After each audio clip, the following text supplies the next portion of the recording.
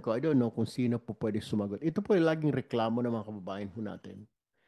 Bakit kagagawa lang ng kalsada na ito this year, ka-inaugurate lang, next year, bubungkalin at sisirain na? What is the reason behind? I'll give you an example. Yung kalsada po dyan galing sa Quezon Province going to Camarines Sur. I don't know what's it called. Maharlika Highway, what have you. Kaayos lang po ng kalsada, next year bubungkalin. Is it because naglagay yung politiko ng pondo doon kaya kailangan sirain? Ito po lagi reklamo ng mga kabayan ho natin, Mr. Chair. Ang ayos-ayos pa ho nito, Sen, binungkal na naman ngayong taon na ito. Sabi ko, baka may nilagay lang dyan yung telepono, yung linya ng tubig. Hindi po sinira po talaga yung buong kalsada. At hindi lang naman small stretch po, talaga pagkahaba-haba from one town to another. Baka gusto ho ninyong silipin yan dyan, bandahong nga hindi na natapos-tapos ang repair sa kalsada na yan from Quezon Province going to Camsur. Lagi pong sira. Kaya mga kababayan natin, ang sinasabi kagad na sa isip, sinira na naman ng DPWH para may paggagastusan. Can we avoid this? What's the explanation na kailangan bungkalin, sirain yung kalsada na kagagawa lang mga concrete pa naman ho, Mr. Chair?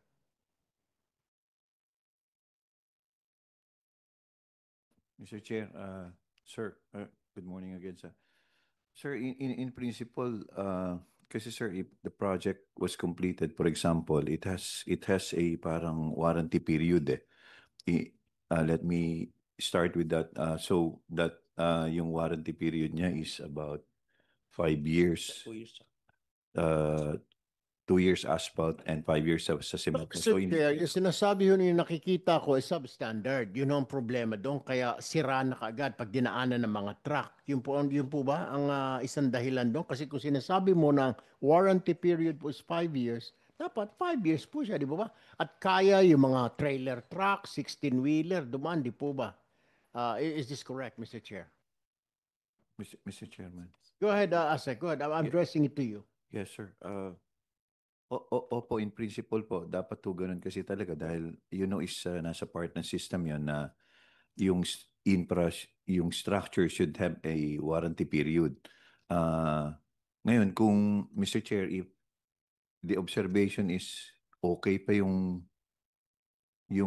or structurally stable pa siya and then hindi ho dapat talagang bungkalin pa dahil kasi sir, in the system, dapat na pumapasok dun sa system yun eh. Meron kaming tinatawag na road bridge information application system that we're using so that this system, yung road condition, monitors the condition of the road.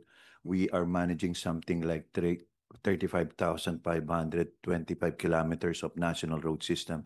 These are all supposed to be in the system so that you would know more or less the condition of each and every section. So the application or the program would identify what intervention should be done on a yearly basis. You could even program it as far as 5 years or even so that you would know the intervention. So yung observation na yun, Mr. Chair, should not be happening. I mean, kung okay pa siya kasi hindi siya dapat mabigyan ng fund in the first place, Mr. Mr. Chair. Chair, Asek, Yes, sir. hindi lang po ako nakakapag-observe dito. Kahit lahat ng tao na nanonood ho sa atin, at may experience po nila. Biglang maayos yung kalsada, kagagawa lang, bubungkalin na next year. Hindi pa naman crack, wala pa naman sira. Concrete po siya. Hindi lang po dito sa Luzon, pati po dito po sa Palawan, kung saan po I grew up in Palawan, I represent the Mimaropa area. Lagi pong ganon, pagbayikuan. Is it because ang tingin tuloy ng mga tao, para may kumita kasi pinondohan na naman ng Congress, ng Senate. Hindi naman ho alam siguro ng ika nga APRO natin or what, na sira na pala yun or na hindi pa sira.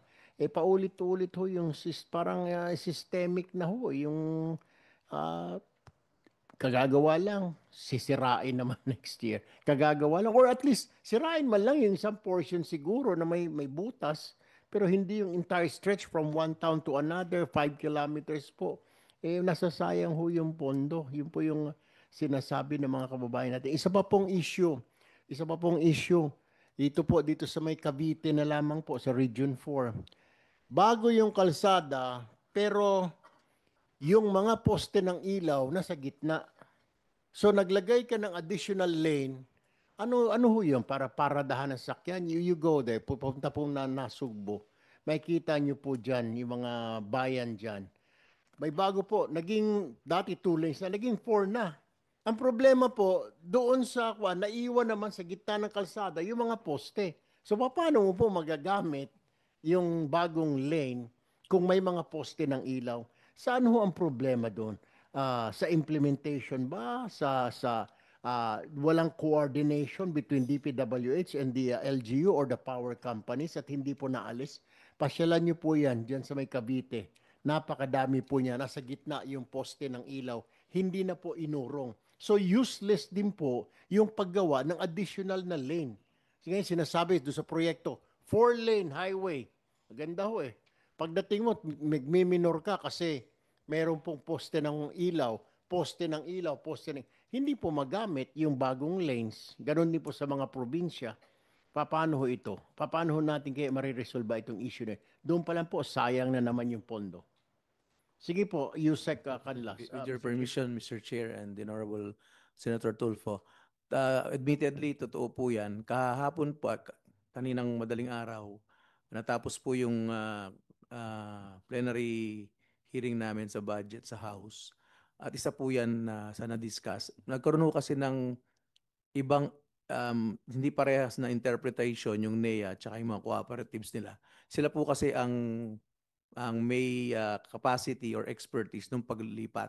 Kahapon po napagkasunduan na isasama na po sa special provision ng GA of 2026 na yung pera po for that relocation po ng mga poste ililipat na lang po sa NEA or National Electrification Administration para sila na po ang mandated na mag-transfer ng mga ganong poste. Lagi hong ganun eh. Matagal na hong practice. Mabuti, nasilip ngayon. Isa pa hong issue na lang, Mr. Chair, if you'd allow me. Kagagawa lang po ng kalsada dito sa mga city. Uso ho ito dito sa Metro Manila. Kagagawa lang ho itong kalsada. Maya-maya makikita mo nagbubungkal yung PLDT. Mamaya-maya nagbubungkal yung Manila. Maya-maya Manila Water. Hindi mo na maintindihan, binubungkal. So sira na naman. Bubutasin na naman. Yung issues po nito, bakit di po munang pag-aralan bago gawin yung kalsada? Kunwari NCR, yung NCR director natin ng DP. Oy, Maynilad. Oy, PLDT. Oy, meron ba kayong gagawin? Bungkalin nyo na ito kasi gagawin namin. Kasi sir, kagagawa lang ng kalsada, huhukayin. Mabuti sana kung sinisemento ulit ng mga companies ito. Hindi. Tatakpan lang nila ng lupa ulit. Di ang pangit na tignan at di yung maganda. Kailangan siguro, kausapin ninyo, mag-usap-usap naman kayo, parang awa nyo na, kayo mga ahensya, Public Works, Manila Water, lahat, yung utility companies. Gagawin namin ito, baka meron kayong gawin, ha? Baka pwedeng tirahin yun ito. Can't you do that? Sige po. With the permission of the Chair and the Honorable Senator Tulfo, totoo po yan. Kaya po, very recently, nagkaroon po kami ng meeting with all the stakeholders po dito sa bagay na to. At nakalabas po tayo ng bagong department order. Unang-una, dapat po yung 5-year plan ng iba't ibang, kunwari, ng DPWH, ng telco, ng utilities, power and water utilities na nagkakaalaman na po. At saka po nag-agree kami doon na wala silang sisirain na bagong constructed na kalsada. So lumabas na po yung department order na yon na addressing those issues. So enforceable na po siya this year, sir. Thank you. So, Mr. Chair, I have one last question. Dito naman po tayo sa MMDA. Kayo po ang nagbibigay ng permit, ano po? Lalo sa Metro Manila. Tapos, Yes, Your Honor. Sir, applicable pa ba yung batas ninyo na kailangan tapusin itong project? At may instruction ng Pangulo, kung matatandaan ko, na gusto ng Pangulo trabahuin, tapusin ang proyekto overnight. Pero may mga proyekto pa rin po na nakatiwangwang dyan na dadaanan ko sa mga iba't ibang lungsod dito sa Metro Manila. Na pagdating ho ng gabi talaga tumitigil. Bakit ho hindi tapusin 24 hour, 24/7, Eh may order naman po ang Pangulo na kailangan bilisan. Bakit po hindi ho natatapos? Bakit pagdating parang yung mga gumagawa ng kalsada natin, kala mo nag-office hours din. 8 to 4 lang din. Bukas na babalik. Sabado, linggo, kailangan titigil. Eh matraffic ko tayo sa Metro Manila. Anong ginagawa ninyo, MMDA, sir? Actually, sir, nire-regulate po namin ang pag-i-issue ng permit, sa excavation permit sa MMDA with due coordination with LGU and DPWH dahil po matraffic po sa umaga. Actually, yung mga ating reblocking, inaalaw po lang ng aming ahensya na gawin ng Friday 11 o'clock hanggang Saturday, Sunday, and then sa Monday, dapat open na for traffic. Kasi po yung nagwo-worsen ng traffic natin lalo sa umaga sa araw. Kaya nga po, sir, ang tanong natin sa DPWH, wala po ba tayong night differential para tuloy-tuloy po yung trabaho? Kasi para napapansin ko, sige, layo ho tayo, hindi sa city. Sa mga probinsya, ganoon po, nakatiwangwang yung mga proyekto sa kalsada. Pag weekend, lalo na po sa mga baryo, wala na ho nagtatrabaho, nakaparada na lang po doon yung bulldozer. Walang tao, mga bata ang nasa bulldozer, naglalaro na lang, ginagawang bahay-bahay yung bulldozer, naiiwan po. Ito yung problema natin, natatagalan ho. Hindi ba natin ini-incorporate sa cost ng project yung mga time differential, mga weekend? Hindi po ba natin pwedeng isama doon para mapabilis naman for just for santo mga proyekto natin? Parang nakasanayan na ho natin na 1 kilometrong kalsada, 1 linggo gagawin. Baka po pwede naman overnight, kagaya sa ibang bansa naman dahil billions din naman ang ginagasta na natin. Thank you, sir. Tama po yun. At gumagawa ho ng reforms ang bagong secretary po natin at isa po sa kinoconsider po yan para ma-incorporate po dun sa kontrata yung mga night differentials. Sir, kasi we owe it to the public, di po ba? Lalo na po yung mga infrastruktura na gano'n, kailangan. Wag na ho natin hintayin na kung kakayanin po, i-estimate ninyo 2 weeks yung project. Kung kaya po ng 1 week, gawin na ho natin. I-incorporate ho natin yung night differential, overtime. Ang problema, Mr. Chair, lalo na sa mga probinsya. Doon na po, balik na naman po tayo sa Palawan. Anong ako nandoon last month, may mga areas na nakatiwangwang lang. Nandoon lang yung bulldozer. Pagkatapos wala na pong tao, weekend kasi. Noong nangyari doon, akala ko ba pati weekend dapat tuloy-tuloy ang trabaho para matapos. So kailangan siguro we really have to change this ika nga policy.